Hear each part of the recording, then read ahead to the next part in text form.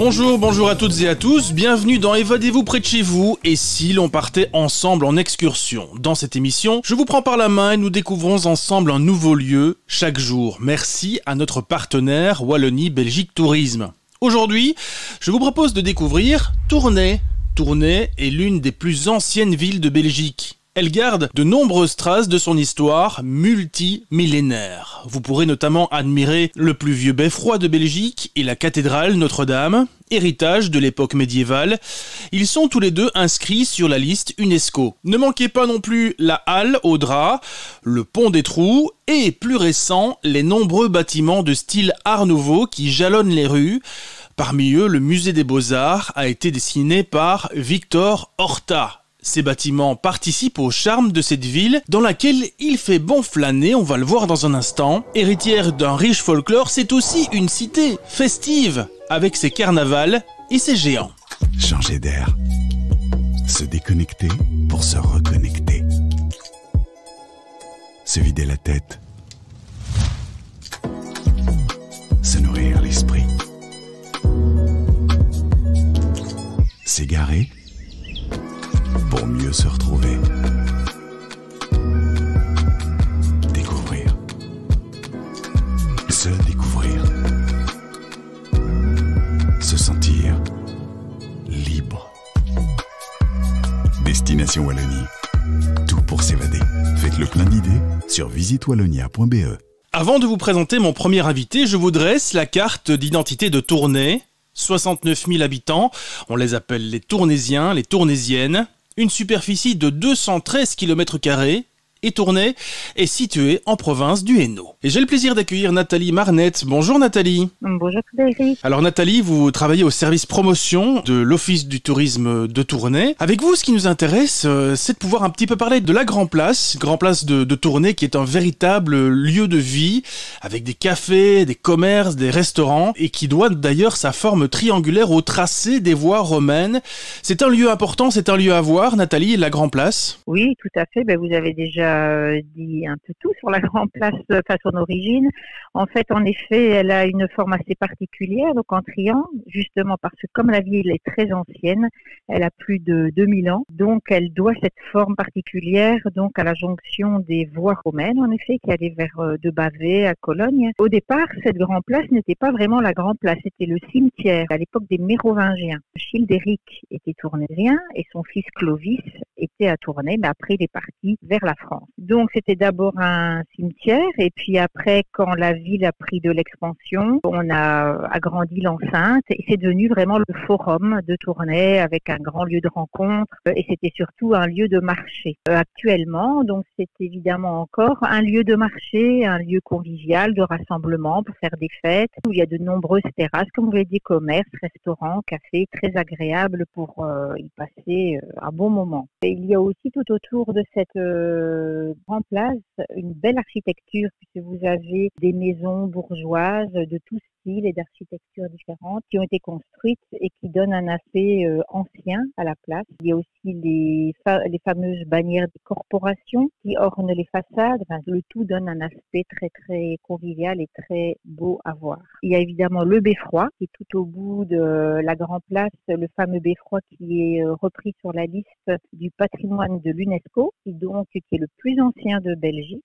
On peut le visiter, pas en ces temps actuels à cause de la crise Covid, mais on pense bientôt à l'ouvrir à nouveau. On peut monter les 257 marches et avoir un magnifique panorama de la ville et des environs. Vous avez aussi une vue sur la Grand Place de la fameuse halle aux draps, qui est un bâtiment Renaissance qui a été récemment restauré avec une très belle façade, et l'église Saint-Quentin qui est une église romane de toute beauté également. Vous avez parlé du beffroi, c'est le plus vieux beffroi de Belgique, hein. C'était un incontournable. Tout à fait. Et c'est un incontournable, tout comme la cathédrale évidemment qui est juste en face, la fameuse cathédrale aux 5 clochers, cathédrale Notre-Dame, qui elle aussi est inscrit sur la liste du patrimoine de l'UNESCO, qui en fait d'ailleurs son 20e anniversaire fin d'année, qui est aussi encore en partie en restauration, mais qui a quand même déjà subi beaucoup de travaux de restauration. Il y a une superbe nef et un transept qui est mis en valeur maintenant. Ces 5 clochers, on les voit de loin et ils brillent de nouveau. Donc il reste encore la partie gothique à restaurer. Elle a d'ailleurs donné son surnom à la ville, puisqu'on dit souvent de Tournai que c'est la cité des 5 clochers. Oui, tout à fait. La cité des 5 clochers et 400 cloches. 400 cloches, ça voulait dire 4 clochers sans cloche et non 400 comme le chiffre évidemment. Mais maintenant, c'est plus tout à fait vrai, puisqu'en fait, c'est 3 clochers qui n'ont pas de cloche. Est-ce que l'on doit conseiller à nos auditeurs de venir visiter Tournai cet été? Quels sont les atouts, quelles sont les choses incontournables qu'il faut absolument voir? Alors évidemment, il faut venir, ne fût-ce que pour le patrimoine dont je viens de parler, évidemment le patrimoine UNESCO exceptionnel, mais aussi pour ses richesses muséales. Donc on a pas mal de musées à Tournai. On a un magnifique musée des Beaux-Arts qui a été conçu par Victor Horta, donc dans le style Art Nouveau, Art Déco. Vous avez un musée de la tapisserie, qui s'appelle Tamat plus exactement, qui offre une très belle exposition en ce moment sur l'histoire de la tapisserie contemporaine, et on peut évidemment voir aussi les anciennes tapisseries de Haute-Lys. Le musée d'histoire militaire, qui propose une belle exposition sur la Deuxième Guerre mondiale, en fait sur l'état de la ville après la Deuxième Guerre mondiale, puisqu'elle a été fortement bombardée pendant la guerre, et donc elle a été reconstruite au mieux, en espérant respecter le cachet ancien. Vous avez également le beau musée d'histoire naturelle, qui est le plus ancien musée de Belgique, et qui reprend des animaux naturalisés, des animaux vivants, un jardin scientifique et une très belle serre à papillons, où l'on peut se balader au milieu des papillons exotiques.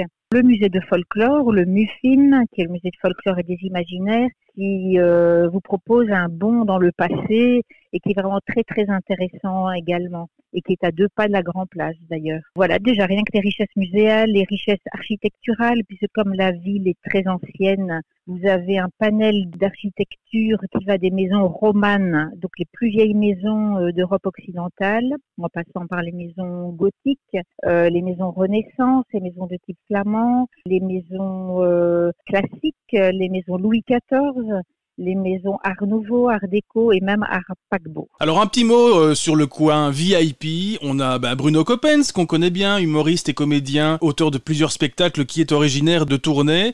Charlie Dupont aussi, acteur originaire de la cité des 5 clochers. Oui. Et puis au niveau gastronomie, on a 2-3 petites choses intéressantes. Il y a le lapin à la tournaisienne, dites-moi si je me trompe. C'est une tradition de manger le fameux lapin à la tournaisienne. Il y a la Tournai, c'est une bière blonde, noire, triple ou de Noël. On a le Clovis. Le Clovis, c'est un gâteau qui a été créé à l'occasion du 1500e anniversaire de la mort du roi mérovingien Childéric et du couronnement de son fils Clovis à Tournai. Mais je vois que vous êtes bien renseigné sur la gastronomie et les possibilités à Tournai. En effet, d'ailleurs, j'en profite pour signaler que l'Office du tourisme a sorti des nouvelles brochures qui sont totalement gratuites ou téléchargeables sur notre site visitetournai.be. Donc des brochures très intéressantes. Il y a Tournai gourmande qui reprend donc justement les spécialités locales culinaires, les producteurs locaux, etc. On vous explique les recettes et aussi la tradition du lundi perdu. Donc je précise que le lundi perdu, c'est le 3e réveillon des Tournaisiens et qu'il se fête toujours le lundi qui suit l'épiphanie. Mais toutefois, on peut parfois encore goûter le lapin du lundi perdu, donc qui est un lapin cuisiné à la bière régionale avec des prunes et des pruneaux, dans certains restaurants de Tournai. Et tout ça, vous pouvez retrouver dans cette fameuse brochure Tournai gourmande. Et nous avons évidemment de précieux nectars des brasseries des environs. Vous avez parlé évidemment de la brasserie Cazot qui propose sa Tournai, qui est déclinée en plusieurs sortes de bières. Mais nous avons aussi plein de brasseries artisanales dans le coin et plein de producteurs locaux. Donc il y a vraiment de quoi se délecter dans le coin. Nous avons aussi sorti une brochure, donc Time for Beer, qui reprend ces brasseries, et des brochures plus nature, plus pour découvrir les villages de Tournai, les environs, parce que nous avons 29 villages dans la commune de Tournai. C'est la commune la plus étendue de Belgique, avec 213 km². Et nous avons des circuits à vélo, Donc circuit autour des points nœuds, donc ces fameux points nœuds qui forment une toile d'araignée dans tout le pays quasi, dont on peut concocter ses propres itinéraires. Et donc cette brochure s'appelle Tournai en roue libre. Et nous avons une autre brochure qui s'appelle Nos randonnées dans les villages tournaisiens, qui reprend donc 10 circuits en boucle d'une dizaine de kilomètres dans des différents villages tournaisiens justement. N'hésitez pas à venir parce qu'on a plein de possibilités avec les enfants. J'avais parlé du musée d'histoire naturelle. On a aussi un très beau musée qui s'appelle la Maison de la Marionnette, qui attire beaucoup les familles et les enfants. Et puis on a mis sur pied des jeux gratuits comme une application gratuite Totemus qui est un parcours ludique dans la ville. Nous avons aussi un petit parcours avec Martine, parce que Martine, l'héroïne de livres pour enfants, c'est Marcel Marlier qui était de la région qui l'a dessiné, et c'était les fameuses éditions Casterman, très connues pour Tintin, qui étaient pendant plus de 2 siècles à Tournai. Et nous avons aussi une autre petite aventure, c'est le sac-jeu aventure qui coûte la modique somme de 10 €, avec lequel vous pouvez vraiment vous amuser pendant 2 heures pour toute la famille, et qui propose un circuit dans la ville avec des énigmes. En fait, il faut aider 2 frères magiciens à lever une malédiction qui frappait Tournai, en fait. Donc vous voyez, il y a plein de choses à faire à Tournai. Merci oui. Nathalie Marnette d'être passée par l'antenne d'RCF ce matin. Je rappelle que vous travaillez au service promotion de l'Office du tourisme de Tournai. Vous nous avez déjà donné plein d'idées. Nous, on va poursuivre un petit peu l'exploration de Tournai dans un instant, mais juste avant cela, on fait une petite pause. Merci. Il est lundi, maudit matin. Ce que je fais ne me plaît pas. C'est décidé d'ici demain, c'est plus moi. Il est parti, l'amour au loin. J'en ai pleuré pendant des siècles. C'est décidé d'ici demain, je m'arrête. Je fais de la vie mon drapeau. Je vois la vie comme un cadeau. On n'a pas le temps de se lasser. On n'a pas le temps de se tasser. On n'a pas le temps de languir. On n'a pas le temps mais des années. On n'a pas le temps, non mais la paix. On n'a pas le temps de languir. N'attendons pas de vivre, n'attendons pas de vivre. Il n'est jamais venu l'ami qui promettait la lune. Demain je décroche sans lui Saturne. Il n'est jamais venu le train qui mène au paradis. Demain je mène mon chemin sans lui. Je fais de la vie mon drapeau. Je vois la vie comme un cadeau. On n'a pas le temps de se lasser. On n'a pas le temps de se tasser. On n'a pas le temps de languir. On n'a pas le temps mais des années. On n'a pas le temps, non mais la paix. On n'a pas le temps de languir. N'attendons pas de vivre, n'attendons pas de vivre, n'attendons pas non. Hey. De vivre, n'attendons pas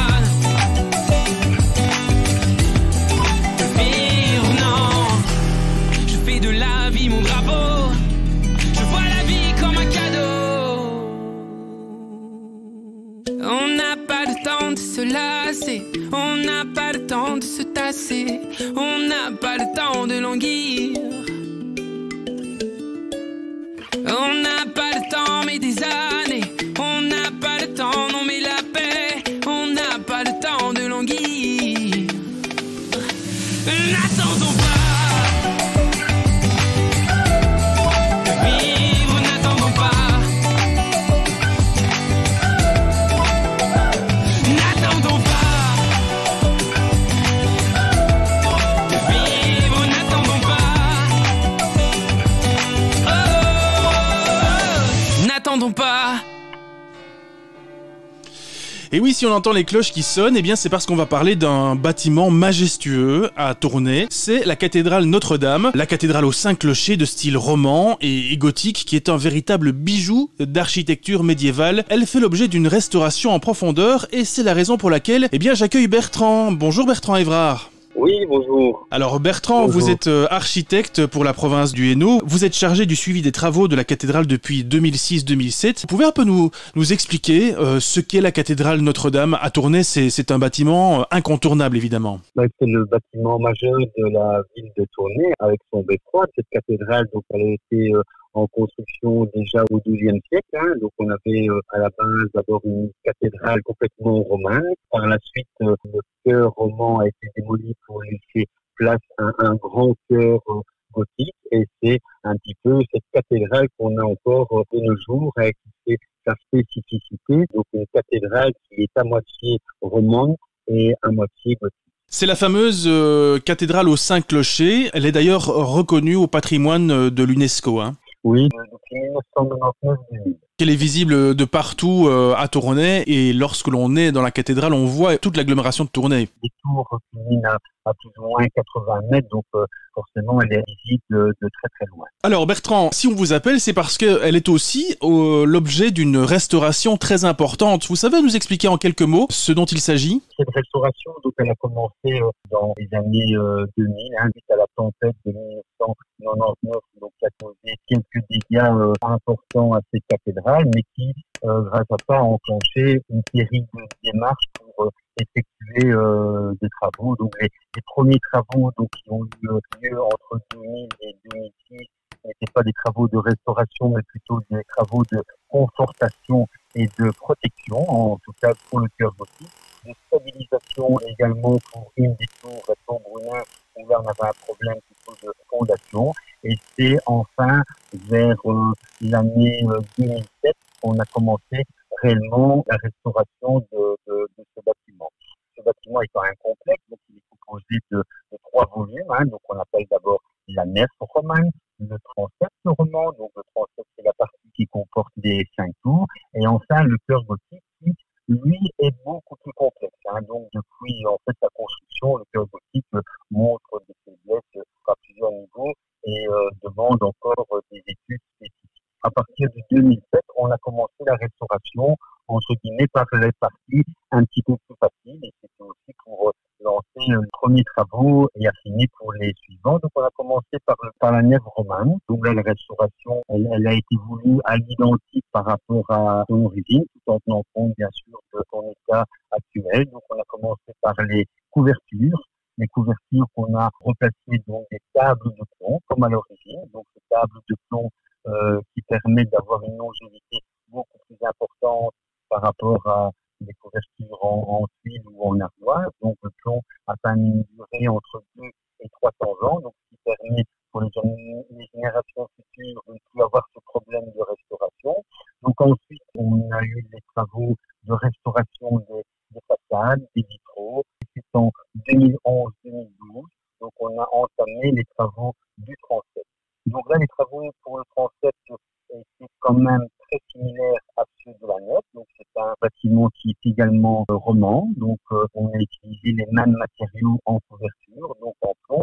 Et sa spécificité, en fait, c'était sa hauteur. Donc tout ce chantier qui était beaucoup, beaucoup plus important, en tout cas en durée et financièrement également. Donc il a fallu utiliser toutes les énergies intellectuelles pour faire également une installation de chantier qui puisse permettre cette restauration. Bertrand, vous êtes occupé à cette restauration depuis 2006-2007. A-t-on une idée d'une date de fin pour la fin de la restauration? Non, on n'a pas encore d'idée définitive. On aimerait que la partie gothique soit également restaurée. On sait que cela demande encore quelques études et financièrement, les démarches ne sont pas encore finalisées. La restauration du chœur gothique ne devrait pas démarrer avant 4 à 5 années. Et on sait que pour la restauration de ce chœur gothique, il faut compter entre 10 et 20 années de restauration. Donc là, nous sommes au moins partis jusqu'en 2035, au minimum 2035-2040. Ça vous fait quelques années de travail, de prévu en tout cas, Bertrand. Oui. Dites, dernière question, Bertrand. Quand on est architecte, que l'on doit procéder à une rénovation d'une telle importance, d'une telle amplitude de bâtiment, j'imagine que c'est quelque chose de particulier. C'est pas comme si c'était une maison unifamiliale. C'est un très long chantier. On n'a pas une vue directement globale sur la restauration comme vous le voyez, les travaux ont commencé un petit peu après les années 2000 et vont se terminer en 2040. Donc, il y a beaucoup aussi d'autres petits dossiers qui interfèrent. Et financièrement aussi, on a aussi besoin beaucoup de subsides, donc de la région wallonne. Donc, tout ça fait que c'est un chantier très spécifique. En fait, c'est plusieurs chantiers pour un seul monument. Merci Bertrand Évrard d'être passé par l'antenne d'RCF ce matin. Merci de nous avoir raconté un peu cette cathédrale, cette fameuse cathédrale aux 5 clochers. Nous, on va faire une petite pause dans cette émission. On se retrouve dans un instant. On continuera de parler de tournée dans un instant. Help, I have done it again. I have been here many times before. Hurt myself again today, and the worst part is there's no one else to blame.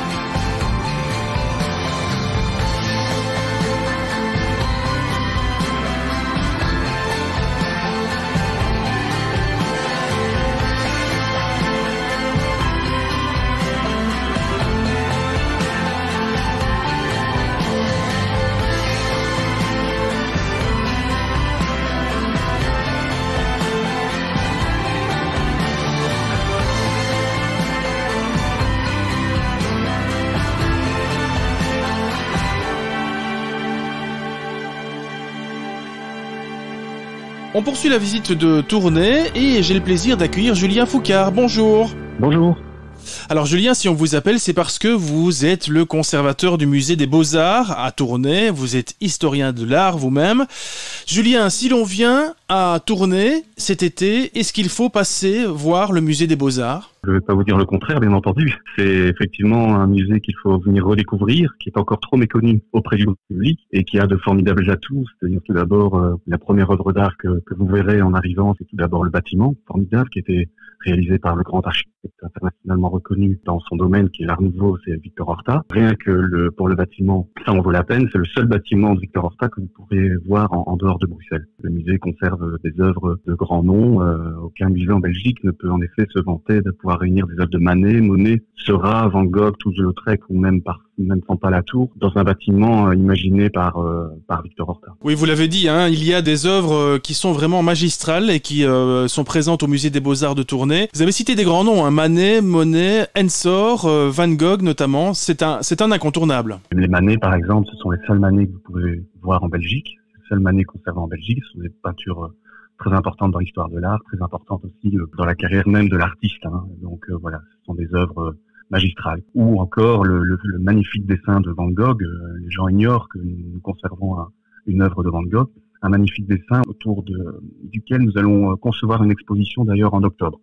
J'invite les gens à venir voir cette exposition qui s'intitulera Paradis perdu. C'est une histoire un peu particulière parce que ce musée a été conçu pour abriter les très riches collections léguées par un mécène. En effet, donc c'est Henri Van Cutsem qui en 1903 décide de léguer sa collection d'art de la fin du XIXe siècle. C'est lui qui a acheté des impressionnistes et aussi sa collection d'art belge de la fin du XIXe siècle, des amis qu'il fréquentait, les artistes qu'il fréquentait. Il décide de léguer cette collection à la ville de Tournai, à condition que l'on construise un musée qui serait réalisé par Victor Horta. Et c'est un musée qu'il faut voir peut-être maintenant, ou en tout cas il ne faut plus trop traîner, parce que bientôt il sera fermé pour extension-rénovation. Oui, on a encore 3 ans devant nous avant que le chantier commence, mais en effet c'est un musée qui va s'agrandir, qui va être rénové, il est nécessaire, puisque c'est un bâtiment qui a maintenant pratiquement un siècle. Il faut le mettre aux normes des conditions actuelles d'exposition et de conservation des œuvres.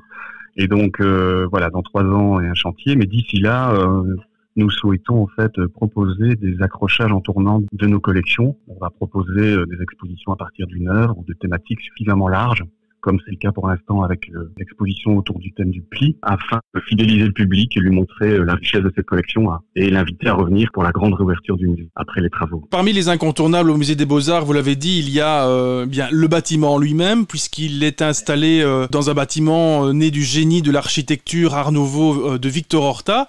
Et puis il y a les 2 œuvres dont vous nous parliez tout à l'heure, les 2 œuvres de Manet.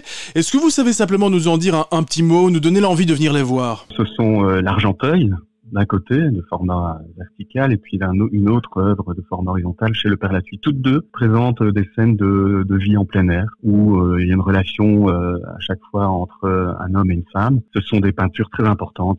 C'est par ces peintures-là que Manet amène un grand bol d'air frais dans la peinture. C'est le plein air. Ce n'est plus une peinture d'atelier, mais Manet revendique aussi à travers ses œuvres le plaisir de peindre, un sujet à représenter la vie moderne, la vie sans emphase comme elle est. C'est à venir découvrir. Ce sont des œuvres extraordinaires que le monde entier nous envie et qui nous sont régulièrement d'ailleurs demandées en prêt. Des pépites, des morceaux du temps, arrachés au temps. C'est le genre d'œuvre en général que l'on voit dans les grands musées parisiens et qui se trouve à Tournai. Et c'est cela qu'il faut ne pas rater, j'imagine, quand on vient à Tournai, Julien. Exactement, au même titre que d'autres choses à voir à Tournai, effectivement, la cathédrale et la ville, mais bien entendu le musée encore trop méconnu auprès du grand public. C'est un incontournable pour une visite d'un jour, par exemple, à Tournai. C'était Julien Foucard. Merci, Julien. Je rappelle que vous êtes conservateur du musée des Beaux-Arts de Tournai, historien de l'art vous-même. Et c'est avec vous qu'on clôture cette émission. Merci de nous avoir accompagnés durant ces 30 minutes et on espère vous avoir donné l'envie de venir à Tournai cet été, d'y faire une petite excursion. Nous, on se retrouve demain pour une autre destination touristique que j'aurai le plaisir de vous présenter. Belle journée. Because I'm